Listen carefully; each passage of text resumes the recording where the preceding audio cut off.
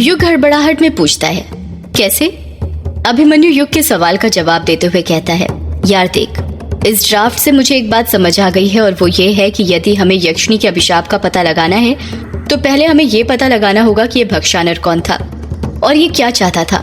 हो ना हो, जितना मुझे लगता है उस हिसाब से यक्षिणी के अभिशाप और ये भक्षानर में एक बहुत बड़ा कनेक्शन है। कायर अभिमन्यु की बात से सहमत होते हुए कहता है, लगता तो मुझे भी ऐसा ही है, पर ये भक्षानर था कौन और उसके बारे में कैसे पता करेंगे? अभिमन्यु परेशान होते हुए कहता है, अब वही तो सोचना है यार कि ये भक्षानर के बारे में कैसे पता लगाएं। कोई कुछ सोच पाता कि भक्षानर के बारे में कैसे पता लगाना है, उससे पहले ही कछुए का मोबाइल बजने लग जाता है। कछुआ अपना फोन उठाते हुए कहता है, हाँ माँ बोलो। अच्छा, कब रखी थी? आज ही की है क्या? अभी आना पड़ेगा? अरे मैं ये अभिमन्यु के घर पर हूँ। हाँ ठीक है, आता हूँ मैं। हाँ, आधे घंटे में पहुँच जाऊंगा, सीधे वहीं पर पहुँच जाऊंगा, आप फिक्र मत कीजिए। हाँ, निकल ही गया मैं बस यहाँ से। इतना कहकर कछुआ फोन रख देता है। जैसे ही कछुआ फोन रखता है, कायर फटाक से बोलता है, अबे कछुए, तूने आंटी जी से झूठ क्यों बोला कि तू अभिमन्यु के घर पर है? कछुआ कायर को घूरते हुए कहता है, झूठ नहीं बोलता तो क्या बोलता? मम्मी से ये थोड़ी बोलता कि मैं ग्रेवयार्ड कोठी में रुका हुआ हूँ। अगर उन्हें ये बात पता चल जाती ना तो वो तो मुझे कभी घर से ही नहीं निकलने देती। कहती दिन भर घर में ही रहे, घर से बाहर निकलने की सोचना भी मत, वरना तेरी टांगे तोड़ दूंगी।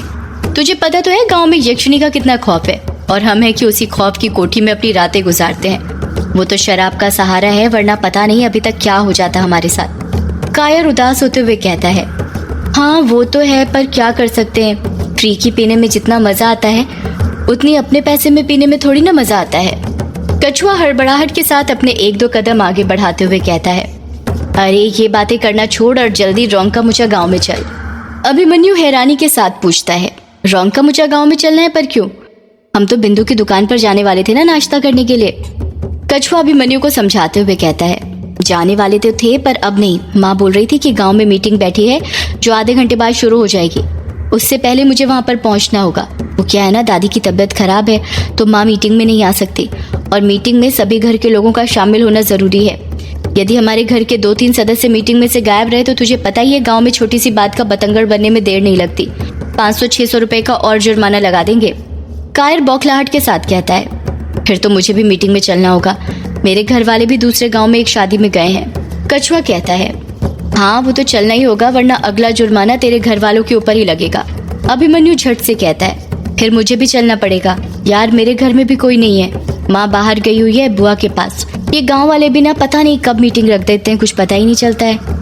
कछुआ मुँह बनाते हुए कहता है, अरे मीटिंग का तो 2-3 दिन पहले ही तय हो गया था कि होनी है, बस हमें ही नहीं पता था। पता भी कैसे होगा? तुम लोग इस ग्रेवयार्ड कोठी से बाहर भी निकलते हो क्या, जो बाहर की दुनिया में क्या हो रहा है पता चलेगा? युग उन तीनों के बीच में बोल पड़ता है, ठीक है फिर तुम तीनों निकलो मीटिंग के लिए, मैं यहीं रुकता हूँ। कायर फटाक से कहता है, अरे तू यहाँ पर अकेले रुक कर क्या करेगा? तू भी हमारे साथ चल, इसी बहाने देख लेना गाँव में मीटिंग किस तरह से होती है। कछुआ खुश होते हुए कहता है, हाँ यार चल, बड़ा मजा आता है। एक और खास बताऊं, गांव की लड़कियां भी आती हैं मीटिंग में, वहीं पर पता चल जाता है कि गांव की कौन सी लड़की जवान हो गई है। युग का मन तो कर रहा था मीटिंग में जाने का, पर उसके मन में उसके बड़े पापा दिलीप का ख्याल आ रहा था। युग जानता था कि दिलीप भी उस मीटिंग में होगा और वो दिलीप का चेहरा भी नहीं देखना चाहता था, इसीलिए मना करते हुए कहता है, नहीं यार मेरा मन नहीं है, तुम तीनों जाओ। अभिमन्यु युग को समझाते हुए कहता है, अरे चल ना, यहाँ पर अकेले क्या करेगा? तुझे तेरा वो ऑर्गेनिक खेती का स्टार्टअप भी तो शुरू करना है ना, उसके लिए तो तुझे गांव का दौरा करना ही पड़ेगा ना, तो इसी बहाने गांव भी घूम लेना। युग हिचकिचाते हुए कहता है, हाँ वो तो ठीक है, पर युग अपनी बात पूरी करता उससे पहले ही अभिमन्यु उसे बीच में टोकते हुए कहता है, अरे परवर क्या, ऐसे लड़कियों की तरह नाटक क्या कर रहा है? चुपचाप चलना, कहीं तुझे इस ग्रेवयार्ड कोठी में अकेले में रहने में मजा तो नहीं आता? कहीं फिर से यामिनी को तो नहीं बुलाने वाला हमारी गैर हाजिरी में रात की तरह? युग धीरे से कहता है, नहीं यार वो तो खुद ही आ गई थी कल, मैंने कहाँ बुलाया था। अभिमन्यु झट से कहता है, तो फिर चल ना, तू वो यक्षिणी के बारे में भी बता रहा था ना, कह रहा था कि यामिनी ने तुझे अलग अलग यक्षिणियों के बारे में बताया है, तो रास्ते में उनके बारे में भी बता देना। बातें करते हुए जाएंगे तो कब रौंका-मुचा गांव पहुंच जाएंगे पता ही नहीं चलेगा। युग अभिमन्यु की बात मानते हुए कहता है, तू नहीं मानने वाला ना कोई बहाना ढूंढ ही लेता है, चल फिर। युग और उसके दोस्त रौंका-मुचा गांव जाने के लिए निकल जाते हैं। एक तरफ युग और उसके दोस्त रौंका-मुचा गांव जाने के लिए निकल गए थे, तो वहीं दूसरी तरफ वर्चस्विनी मेहंदी पथार पुलिस स्टेशन में अपनी कुर्सी पर बैठी हुई थी। और अपने मोबाइल में किसी के साथ वीडियो कॉलिंग में बात कर रही थी। चार्ली उस वक्त वहाँ पर नहीं था। वर्चस्विनी के मोबाइल में से करीब 6-7 साल की बच्ची की आवाज़ सुनाई देती है। मम्मा, मम्मा आप कब आओगी घर? हमें आपकी बहुत याद आ रही है। मोबाइल में जो बच्ची दिख रही थी वो बहुत ही मासूम थी। मासूमियत उसकी आंखों से साफ झलक रही थी। झलकती भी कैसे नहीं, बच्चे होते ही हैं मन के सच्चे। वर्चस्विनी बड़े ही प्यार से कहती है, बेटा मम्मा को भी आपकी याद आ रही है, आपकी मम्मा आपसे मिलने रात में आ जाएगी। वो बच्ची नाराज होते हुए कहती है, मम्मा आपने कल रात भी यही बात बोली थी पर आप नहीं आई थी। वर्चस्विनी अपनी बेटी को समझाते हुए कहती है, बेटा आपको तो पता है ना आपकी मम्मा को कितना काम रहता है, पर आप नाराज मत हो, आपकी मम्मा आज आपसे मिलने पक्का आएगी और आपके लिए आपकी फेवरेट चॉकलेट भी लेकर आएगी। ये बात सुनकर वो बच्ची खुश हो जाती है और अपने चेहरे पर मुस्कान लाते हुए कहती है, पक्का मम्मा, प्रॉमिस? हाँ बेटा पक्का प्रॉमिस, पर पहले आप भी प्रॉमिस करो कि अपना होमवर्क पूरा कंप्लीट कर लोगे और अपने नाना नानी को ज्यादा परेशान नहीं करोगी, रात में जल्दी सो जाया करोगी। आपकी बहुत शिकायतें सुनने को मिल रही है मुझे, सुना है आजकल आप रात रात भर नहीं सोती, ऐसा क्यों बेटा? जैसे ही वर्चस्विनी ये बात बोलती है उसकी बेटी के चेहरे पर खौफ नजर आने लगता है। ये बात सुनकर वो बच्ची कांपने लग गई थी। वर्चस्विनी ये बात नोटिस कर लेती है और हैरानी के साथ पूछती है, क्या हुआ बेटा, आप इतना घबरा क्यों रही हो? कुछ बात है क्या जो आप मुझे बताना चाहती हो? बताओ बेटा, आप रात रात भर क्यों नहीं सोती हो, जागती क्यों रहती हो? वो बच्ची हिचकिचाते हुए कहती है, वो मम्मा मुझे ना इस कमरे में। वर्चस्विनी अपनी बच्ची से बातें कर ही रही थी कि तभी पुलिस स्टेशन में चार्ली आ जाता है। जैसे ही वर्चस्विनी की नजर चार्ली पर पड़ती है वो अपनी बेटी को बीच में ही टोकते हुए कहती है, अच्छा बेटा मम्मा को ना एक अर्जेंट काम आ गया है, मम्मा आपसे घर पर आकर अच्छे से बात करेगी। इतना कहकर बिना अपनी बच्ची को बाय किए हुए वर्चस्विनी झट से फोन कट कर देती है। वर्चस्विनी के हाव भाव को देखकर ऐसा लग रहा था जैसे वो नहीं चाहती थी कि चार्ली को पता लगे कि वो अपनी बच्ची से बात कर रही थी, पर चार्ली भी चार्ली ही था। उसने वर्चस्विनी और उसकी बच्ची की बीच की कुछ बातें सुन ली थी। चार्ली मन ही मन सोचता है, ये मैडम जी भी ना कमाल है, देखो मुझे देखते से ही फोन कर दिया, मेरी भी बच्ची से बात करवा देती तो क्या हो जाता इनका। इन्हें क्या लगता है कि मुझे इनकी बेटी के बारे में कुछ नहीं पता? मुझे इनके भी सब कर्म कांड पता है। मुझे चार्ली कहते हैं, मुर्दों की जन्म कुंडली निकाल लेता हूँ मैं, तो फिर ये वर्चस्विनी मैडम क्या चीज है? चार्ली को काफी देर से दरवाजे पर ही खड़ा देखकर वर्चस्विनी गुस्से से उसे टोकते हुए कहती है, चार्ली अब दरवाजे पर ही खड़े रहोगे या अंदर भी आओगे? चार्ली हड़बड़ाहट के साथ अंदर घुसते हुए कहता है, जी जी मैडम जी आया। जैसे ही चार्ली अंदर घुसता है वर्चस्विनी उस पर सवालों की बौछार कर देती है, ये बताओ इतने लेट क्यों आ रहे हो? मोहित के केस के सिलसिले में कोई अपडेट लेकर आए हो या फिर खाली हाथ आ गए हमेशा की तरह? चार्ली अपने चेहरे पर चतुर मुस्कान लाते हुए कहता है, मैडम जी अपडेट ही लेने तो गया था, तभी तो देर हो गई। ऐसी बढ़िया अपडेट लेकर आया हूँ ना जिसे सुनकर आप खुश हो जाएंगी। आप भी अपने आप को मेरी तारीफ करने से रोक नहीं पाओगी। वर्चस्विनी चिढ़ते हुए कहती है, तारीफ करनी है या नहीं करनी है वो बाद में डिसाइड करेंगे चार्ली, पहले ये तो बताओ क्या अपडेट लेकर आए हो? मैडम जी आपने कहा था ना कि जिस रात मोहित का खून हुआ था उस रात की कछुआ और कायर के मोबाइल की लोकेशन का पता करना है। वर्चस्विनी तपाक से कहती है, हाँ बोला था, तो पता किया? हाँ मैडम जी, जिस रात मोहित का खून हुआ था ना उस रात कायर और कछुआ भी बंगला मुड़ा घाट पर ही थे। उनकी मोबाइल की लोकेशन से ये बात पता चली है। तो मेरा शक सही निकला, इसका मतलब है कि मोहित का खून कायर और कछुआ नहीं किया है। ये बताओ कितने बजे के आसपास थे ये लोग बंगला मुड़ा घाट पर और कब तक थे? मैडम ये लोग करीब 4 बजे के आसपास थे बंगला मुड़ा घाट पर और सुबह तक वहीं पर थे। एक और चीज, इन दोनों ने ही सबसे पहले रतनपाली को ये बात बताई थी कि उसके बेटे की मौत हो गई है। क्या? हाँ मैडम जी, है ना हैरान करने वाली बात? पहले खुद ही खून करो और फिर खुद ही उसके घर वालों को उसकी मौत के बारे में बताओ।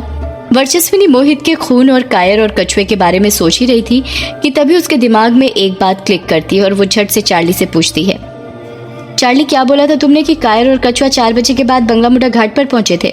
हाँ मैडम जी, वो लोग 4 बजे के बाद ही बंगला मुड़ा घाट पर पहुंचे थे। वर्चस्विनी कुछ सोचते हुए कहती है, क्या 4 बजे से पहले उन दोनों का मोबाइल एक भी बार स्विच ऑफ हुआ था? करीब 3 बजे के बाद या उससे पहले? नहीं मैडम जी, उससे पहले तो उनकी लोकेशन रोंकामुचा गांव के दारू के ठेके पर थी। वो लोग 4 बजे के बाद ही बंगला मुड़ा घाट पर पहुंचे थे, पर हाँ 5 बजे के आसपास ये कछुआ का मोबाइल स्विच ऑफ हो गया था और फिर इन्होंने कायर के मोबाइल से रतनपाली को फोन करके उसके बेटे की मौत की खबर दी थी। पर आप ये सब क्यों पूछ रही हैं? मेरी कुछ समझ में नहीं आ रहा, आपके दिमाग में क्या चल रहा है?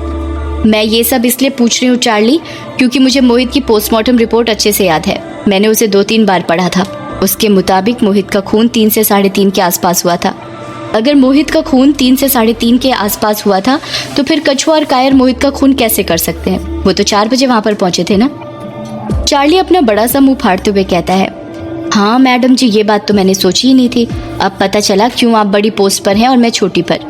मैडम जी, एक बात समझ में नहीं आ रही, अगर ये कायर और कछुए ने मोहित का खून नहीं किया था तो फिर किसने किया था? वर्चस्विनी कुछ सोचते हुए कहती है, मैंने तुम्हें सुधा पर भी नजर रखने के लिए बोला था, रखी थी क्या? हाँ मैडम जी, रखी थी ना। ऐसी नजर तो मैं अपनी बीवी पर भी नहीं रखता जितनी सुधा पर टिका कर रखा था। मैंने तो आपसे पहले ही कहा था, आप बेवजह उस पर शक कर रही हैं। सती सावित्री की तरह है। सच कहूँ तो मेरा तो ना दिल आ गया है उस पर। आप ये बात मेरी पत्नी को मत बताना, वरना मेरी खैर नहीं। अगर मेरी शादी नहीं हुई होती ना तो मैं सुधा से ही शादी कर लेता। वर्चस्विनी चार्ली को घूरते हुए कहती है, ऐसा क्या जादू कर दिया सुधा ने तुम पर चार्ली कि तुम उससे इतने इम्प्रेस हो गए और अपनी पत्नी को छोड़ने के लिए तैयार हो गए? वो खूबसूरत है इसलिए? नहीं मैडम जी, खूबसूरती का क्या है, वो तो एक ना एक दिन चले ही जाएगी। पर इंसान का मन साफ होना चाहिए, और वो सुधा का दिल तो 24 कैरेट के गोल्ड की तरह है। आप ही बताइए, उसका पति कितना जुल्म करता था उस पर, कितना मारता पीटता था उसे, पर उसके मरने के बाद उसके पति की आत्मा को शांति मिले इसलिए दोनों टाइम मंदिर जाती है, पूजा अर्चना के लिए, व्रत भी रखती है। और एक मेरी पत्नी है जो जीते जी मेरे लिए एक व्रत तक नहीं रखती। वो करवा चौथ का व्रत रखती है, वो भी इसलिए क्योंकि उसे नई वाली साड़ी चाहिए होती है।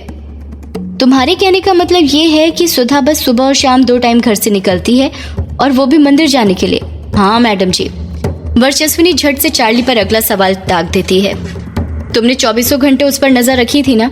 एक भी पल उससे नजरें हटाई तो नहीं थी ना? चार्ली शर्माते हुए कहता है, 24 घंटे उस पर कैसे नजर रखता मैडम जी? आखिर मैं भी एक फैमिली वाला आदमी हूँ, मुझे भी घर पर जाकर अपनी पत्नी को खुश करना पड़ता है। इतना कहकर चार्ली अपनी नजरें चुराने लग जाता है और कहता है, पर मैंने जाटव को बोल दिया था, उसकी पत्नी मायके गई है ना, इसलिए रात में वही उस पर नजर रखता था। वर्चस्विनी कुछ सोचते हुए कहती है, मतलब दिन में तुम उस पर नजर रखते थे और रात में जाटव, एक ही काम को 2 लोग कर रहे थे।